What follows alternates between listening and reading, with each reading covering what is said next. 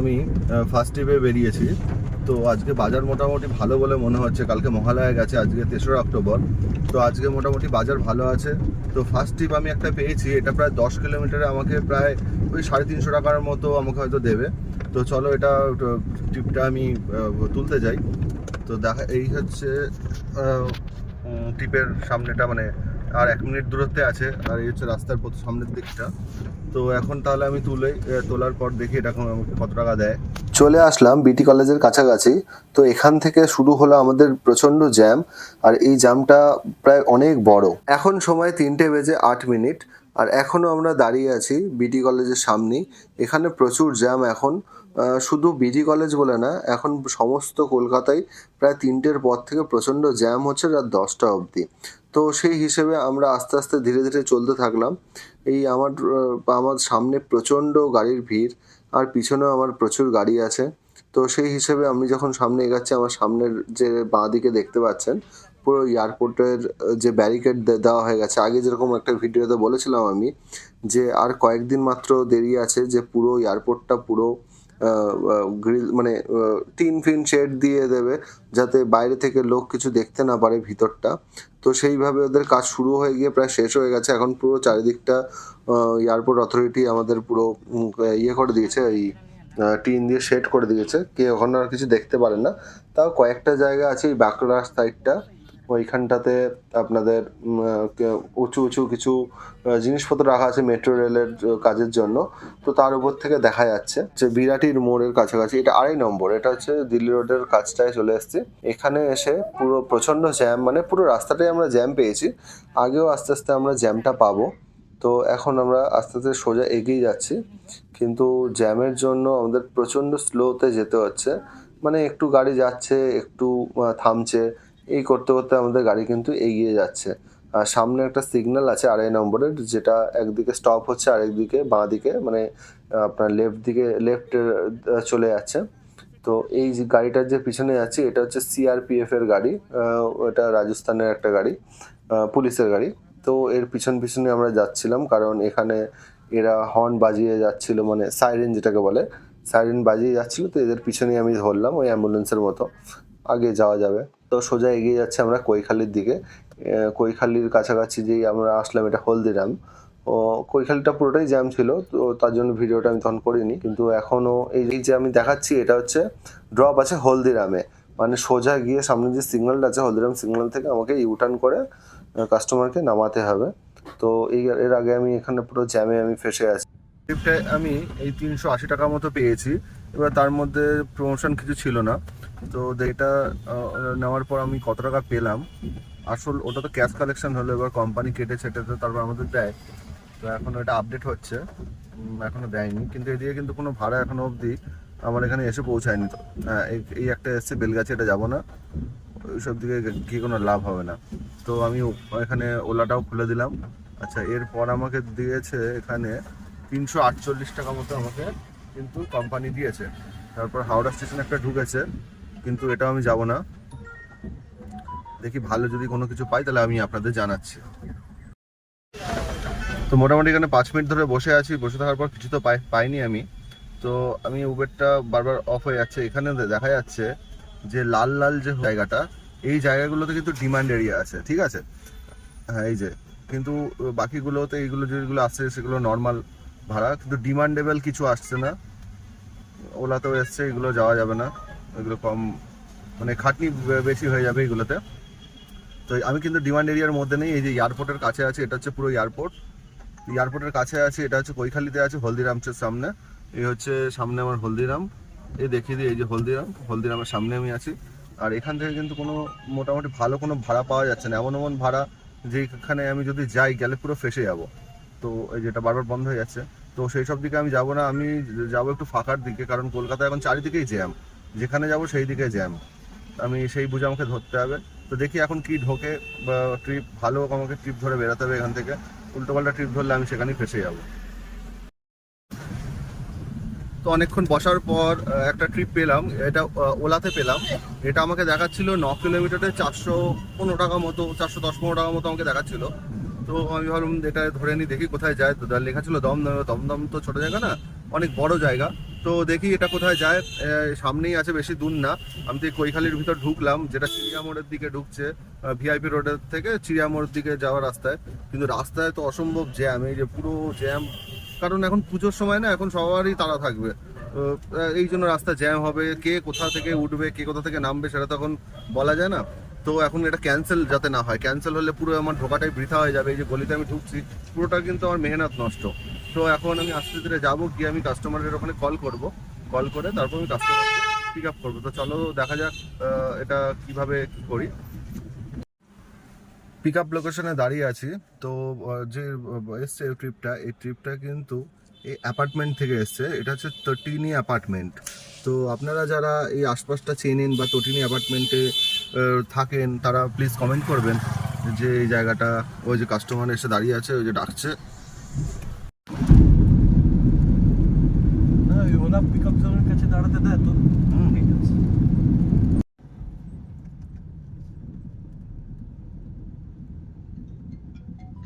যে কাস্টমারকে আমি কৈখালির ভিতর দিয়ে তুলেছিলাম, সেই কাস্টমারটা ডবল ড্রপ ছিল। ফার্স্ট ড্রপ ছিল কৈখালি থেকে উঠে এয়ারপোর্টে, কেউ হয়তো ওনার আসছেন, তো তাকে ওখান থেকে পিক আপ করে এয়ারপোর্টের বাইরে যে 1 নম্বর এয়ারপোর্টে বা 2 নম্বর এয়ারপোর্টে যাই বলেন না কেন, মাঝখানে যে গুরুদ্বারা আছে, গুরুদ্বারার সামনে যে শ্যামলী বা যে কোনো দূরপাল্লার বাসগুলো যে দাঁড়ায়, সেইখানে ড্রপ ছিল। তো সেই অনুযায়ী আমি তাদের নিয়ে গেলাম ওই অবধি। আপনি ক্যাশ আছে আপনার কাছে, আপনাকে ইউপিআই করে দেবো।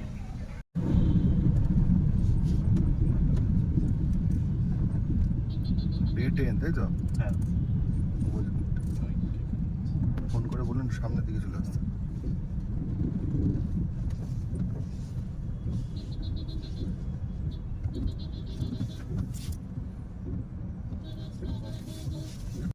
এটা একটা শর্ট ট্রিপ করলাম, এটা প্রায় 9 কিলোমিটার ছিল, আর ডবল ড্রপ ছিল। ওই কৈখালি থেকে এয়ারপোর্ট আসলাম, এয়ারপোর্ট থেকে ওই গুরুদ্বারা আছে ঠিক ওইখানটাতে আসলাম।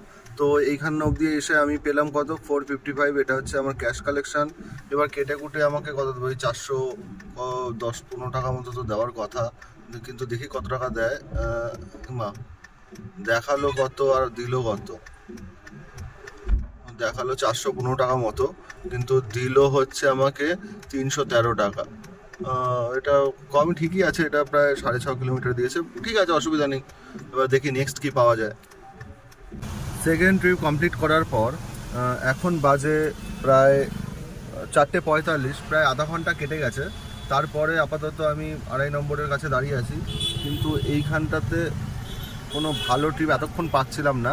তবে এবার একটা আমি পেয়েছি, আর এটাতে আমি এখন যাব। এটা হচ্ছে ওই স্প্ল্যানেটের কাছে এটা পড়বে। তো চলো এটাকে তুলি, পিক আপ করি।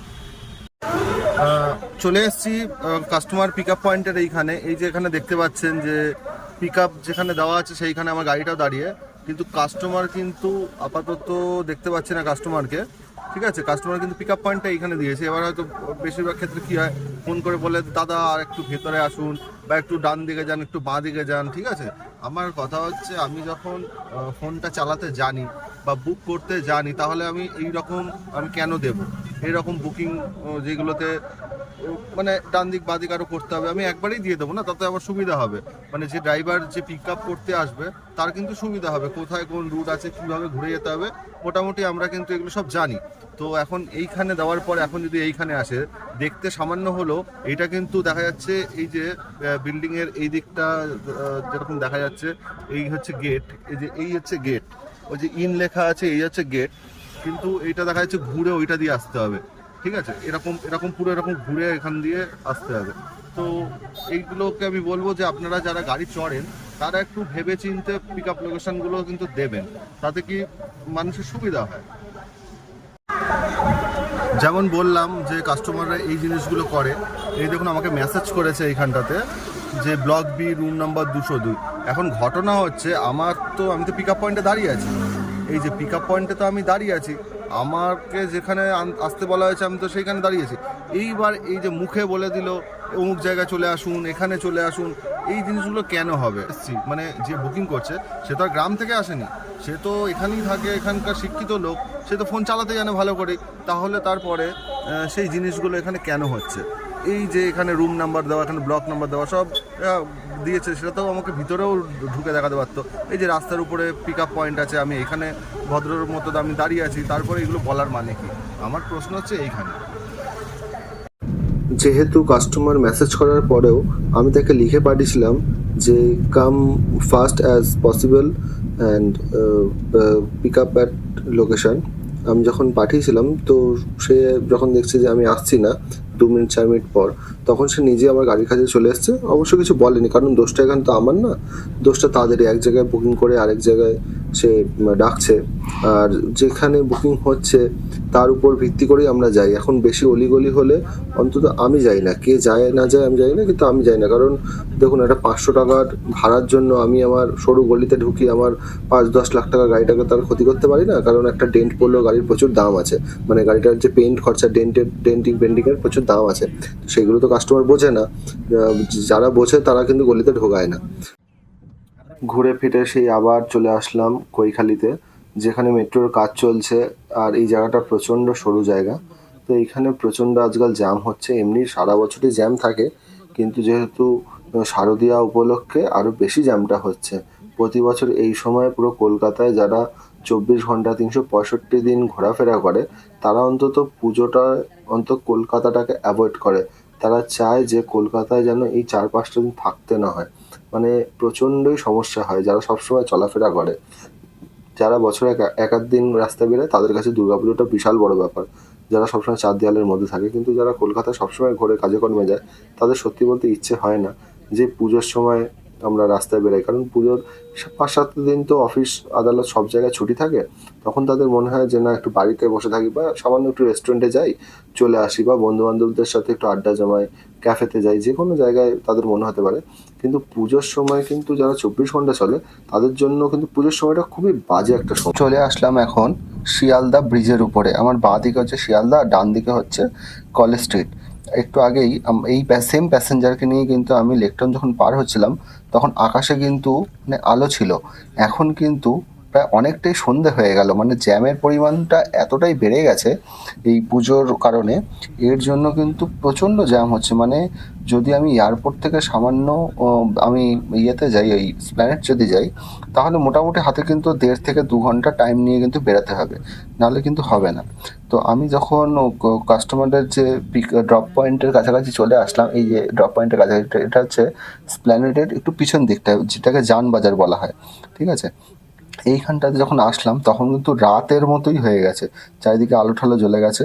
আর একটু আগে যখন লেকটাউনে ছিলাম তখন কটা বাজে, 5:30 মতো, কিন্তু তখন কিন্তু ভালোই আলো ছিল। এর মধ্যেই কিন্তু জ্যামে ফেসে পুরো আমার রাত হয়ে গেল, প্রচণ্ড টাইম কিন্তু এতে চলে গেল।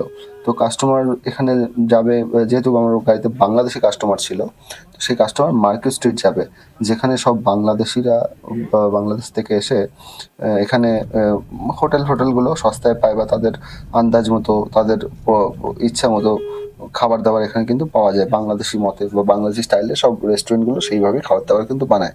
আর এখানে কিন্তু হিন্দুরা বা বাঙালি হিন্দুরা এখানে কিন্তু তারা কোনো রকম রেস্টুরেন্টে যেতে পারবে না, কারণ এখানে কিন্তু গোমাংস বিক্রি হয়। এটা কিন্তু সবাই আশপাশটা জানে। আর এখানে যত রেস্টুরেন্ট যা আছে সবাই কিন্তু মুসলিম। এখন আমি দাঁড়িয়ে আছি সাদার স্ট্রিট। তো এইটা হচ্ছে বাংলাদেশ থেকে যারা আসে তারা মূলত এই জায়গাতেই এসে তারা হোটেল বুকিং করে, কারণ এটা স্প্ল্যানেডের একদম পাশে। এইখানে আমার একটা ড্রপ ছিল, কিন্তু কাস্টমার বলছে যে আমাদের আবার ওই যেখান থেকে তুলেছিলাম ঠিক সেই জায়গাতেই এসে আমাদের আবার নামাতে হবে, ড্রপ করতে হবে। আমি বললাম ঠিক আছে, তাহলে আমি এই যে ট্রিপটা অফ করলাম না, আমি এটাতেই এবার চলে যাব। দেখা যাক এবার গিয়ে কি হয়।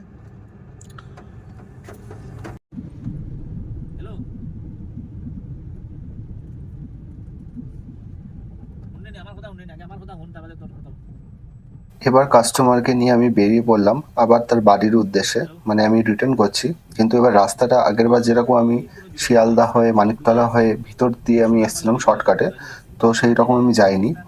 সেটাই আমার বড় ভুল হয়েছে। যেহেতু কাস্টমারের ডিমান্ড ছিল যে মা ফ্লাইওভার হয়ে যাব, তো আমি সেই রকমভাবেই আমি যাচ্ছি। এই যে ব্রিগেড, আমার বাঁদিকে হচ্ছে ব্রিগেডের মাঠ, বাঁদিকে আমার ইয়েও পড়বে, কি বলে, ভিক্টোরিয়াও পড়বে, আর ডান দিকে খিদিরপুর পড়বে। তো এখন বাজে সময় 6:45 বাজে, 6:45, 46 বাজে। তো এখন থেকে এখানে জ্যাম শুরু, আর এখন বাজে 7:27। আমি মোটামুটি 500 মিটার গেছি, প্রায় 45 মিনিট টাইম লেগেছে আমার 500 মিনিট যেতে। এখন কিন্তু আমি APC flyover, AJC Bose road flyover, AJC Bose ফ্লাইওভারের উপরে, মানে যেটা এসএসকেএম এর উপর থেকে উঠছে, এসএসকেএম এর সামনে থেকে উঠে মা ফ্লাইওভারের সাথে যুক্ত হয়ে তারপর সায়েন্স সিটি হয়ে বাইপাস ধরছে, সেই রাস্তাটায় কিন্তু আমি উঠে আমি পুরো জ্যামে ফেসে গেছি। সামান্য রাস্তাও আমার কিন্তু টাইম লেগেছে 45 মিনিট। এখন এটা যেতে যেতে আমি প্রায় এটা চলে এসেছি ওই বেলভিউ নার্সিং হোম বা মিন্টো পার্ক এর কাছাকাছি আমি চলে এসেছি। আর একটু সামনে গেলে আমার পাঁচ মাথার ওই পার্ক সার্কাস 7 পয়েন্ট ওটা পড়বে। তো তার তো পুরো জ্যাম, পুরো রাস্তাটাই আমার জ্যাম পেয়েছি, মানে এইভাবে আমি গেছি। কাস্টমার উঠেছে প্রায় 6:30 সময়, মানে আমরা রওনা দিয়েছি, বাড়ি আস্তে আস্তে সেটা 9টা 9:30 হয়ে গেছে, মানে প্রায় 3-3.5 ঘন্টা আমার কিন্তু টাইম লেগেছে। হ্যাঁ, ওই রকম মতোই আমার টাইম লেগেছে, কারণ রাস্তায় আমি তো যেতেই পারছি না, পুরো জ্যাম। এই যে গাড়ি একটু একটু করে যাচ্ছে, মানে 2 মিনিট যাচ্ছে তো 10 মিনিট দাঁড়াচ্ছে, 2 মিনিট যাচ্ছে 10 মিনিট দাঁড়াচ্ছে। এবার আমি রাস্তাঘাটে চলে এসেছি, আমাদের সায়েন্স সিটির কাছাকাছি আমি মনে হয় চলে এসেছি। ওই যে দূরে বাঁ দিকে দেখা যাচ্ছে আইটিসি, যেটা আমরা সবাই চিনি মোটামুটি, যারা মাসে একবার আমরা বেরাই তারা কিন্তু আমরা জানি যে এটা আইটিসি। আর এর পিছন দিকে যে মেলা প্রাঙ্গণটা আছে, আর ডান দিকে কী বলে অ্যাটমসফিয়ারটা আছে, ঠিক আছে। এবার এটা মা ফ্লাইওভার থেকে টার্ন নিচ্ছি, যেখানে বাঁ দিকে এটা আইটিসি রয়্যাল বেঙ্গল দেখা যাচ্ছে, খুব সুন্দর করে সাজানো হয়েছে। লাইটিং তো সারা বছর এইভাবেই থাকে, কিন্তু কিছু কিছু ক্ষেত্রে কিন্তু লাইটিংটা চেঞ্জ হয়। যদি কোনো দিন চোখে পড়ে আমি আপনাদের নিশ্চয়ই দেখাবো। আর আমার ডান দিকে দেখতে পাচ্ছেন যেই গাড়িগুলো বেহালার দিকে বা আলিপুরের দিকে বা হাওড়া বলুন, ওইদিকে এসপ্ল্যানেড বলুন, ধর্মতলা, পার্ক স্ট্রিট, যেদিকেই বলুন না কেন, সেই দিকে কিন্তু পুরো জ্যাম, মানে ওই দিকের লেনটা অনেকটা কিন্তু জ্যাম। এবার আমি ভিডিও তো করেছি, আপনারা আর একটু এগালেও দেখতে পাবেন পুরো রাস্তাটাই কিন্তু জ্যাম। আর আমার দিকের রাস্তাটা আপাতত আমি ফাঁকাই পেয়েছি, বেশি আমি জ্যাম পাইনি, পুরোটাই মানে খুব ফাঁকা তো না, মানে জ্যামটা নেই আর কি, গাড়ি চলছে, রানিং গাড়ি। তো সেইভাবেই আমরা ব্রিজ থেকে আস্তে আস্তে আমরা নামলাম। নামার পর সামনে আমাদের বাইপাস ধাবা পড়বে, আমার বাঁ দিকে আছে বাইপাস ধাবা, আর ডান দিকে তো ধাপার মাঠ, ধাপা। আর এই যে শুরু হলো, এটা হচ্ছে চলে এসছে আমরা চিংড়িহাটায়, বাইপাস ধাবাটা পার করে চিংড়িহাটায়। কিন্তু এই সময় কিন্তু চিংড়িহাটা বলুন বা কলকাতার যেখানে যেখানে প্যান্ডেল হয় আশেপাশে, ওর আশপাশগুলো কিন্তু অতটা চেনা যায় না, কারণ চারিদিকে ব্যানার পোস্টার এমনভাবে লাগানো, রাস্তা ব্লক করে থাকে না, আপনারা নিজেরাই চিনতে পারবেন না যে এটা কোন রাস্তায় চলে এসেছে। মানে চোখ বন্ধ করে আপনাকে যদি ছেড়ে দেওয়া হয় বাইপাসে, এইগুলোর সামনে, পোস্টার হোর্ডিংয়ের সামনে, আপনি চিনতেই পারবেন না কোথায়, মানে কাউকে যদি জিজ্ঞেস না করেন আপনি বুঝতে পারবেন না কোথায়। এখন আপনি শ্রীভূমির কাছে গেলেও আপনি চিনতে পারবেন।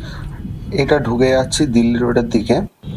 তো এই সামান্য একটু বাঁ দিকে গেলেই কাস্টমারকে যেখান থেকে পিক আপ করেছিলাম ঠিক সেই জায়গাটাতেই কাস্টমারকে নামাবো। কাস্টমার বললো ভিতরে ঢোকানোর কোনো দরকার নেই, মানে যেখান থেকে আমি পিক আপ করেছিলাম সেইখানে ড্রপ করে দিলেই হবে, কারণ ওদের ভিতরে পুজো হচ্ছে তাই। তো ভালোই হলো। আচ্ছা ঠিক আছে, অসুবিধা নাই, আমরা দিমুনি। এখানে তো তারপরও ঝগড়াঝাটি, মন খারাপ, এগুলো কইরো না। আরে ভিতরে ঢুকবে না, চলে যাচ্ছে। অবশেষে প্রায় 3.5 ঘন্টা মতো আমি সময় লাগিয়ে যে ট্রিপটা এখন কমপ্লিট করলাম, এটা এখান থেকেই শুরু হয়েছিল, যেরকম আমি দেখিয়েছি আগেও, এখান থেকেই এটা শুরু হয়েছিল, এই যে সেই বিল্ডিংগুলো, SGIL যেটাকে বলে। তো ওইখান থেকে গেলাম, গিয়ে ওই স্প্ল্যানেড গেছিলাম, স্প্ল্যানেড থেকে আবার রিটার্ন করলাম বাইপাস হয়ে। তো টোটাল বিল হয়েছে 1525 টাকা মতো বিল হয়েছে। এবার প্রমোশন ছিল তার, সেটা কোম্পানির ব্যাপার। এবার ওটা করে আমাকে টোটাল এই টাকা আমাকে দিল হচ্ছে ক্যাশ কালেকশন। এবার দেখি যে আমাকে অরিজিনালি আমার অ্যাকাউন্টে কত টাকা দিল। এটা হতে একটু টাইম নেয়, তার মধ্যে ভাড়াও চলে এসেছে, কিন্তু এইসব ভাড়া যাবো না, কারণ কলকাতায় যা ভিড় হয়েছে, এখন যা জ্যাম কলকাতায়, সেখানে গেলে পুরো মরে যাবে। এখন সোজা আমি বাড়ি যাব। এই যে আমাকে দিয়েছে 1131 টাকা। তাহলে এন্ড অফ দ্য ডে দেখা গেল আমি তো বেরিয়েছিলাম 2:30-3টের সময় বেরিয়েছিলাম, তো এখনও অবধি এখন বাজে হচ্ছে প্রায় 9টা বাজে। তো এখন এইখানে দেখা যাচ্ছে 1480 টাকা। আর এখানে ওলাতে আমি মেরেছি, দেখাচ্ছি, ওলাতে আমি মেরেছি ওই 313 টাকা, তার মানে কত হচ্ছে, ওই 1780 টাকা মতো আমি মেরেছি। ঠিক আছে, কিন্তু এরপর আমার আর সাহস হচ্ছে না যে আমি যাই কলকাতায়, আমি যাই কেন, এত জ্যাম আমার দ্বারা আর হচ্ছে না। তো বন্ধুরা, এই অবধি আজকে শেষ করছি। আশা করি আবার নেক্সট ভিডিও আসবে, কিন্তু আপনারা একটু চোখ রাখবেন। আর 3-4 দিন পর থেকে আমার ট্যুর ভিডিও, কয়েকটা ট্যুর ভিডিও হবে, সেইগুলো কিন্তু আমি দেবো। দুটো ট্রেন ব্লগিং আছে আর কিছু ট্যুর ব্লগিং আছে, মানে এটা হচ্ছে আমাদের স্টেটের বাইরে হবে। ঠিক আছে, আপনারা চোখ রাখুন আর একটু ফলো করে রাখবেন, তাহলে এই সব ট্রিপগুলো আপনারা কিন্তু দেখতে পারবেন। ততক্ষণ ধন্যবাদ, নমস্কার।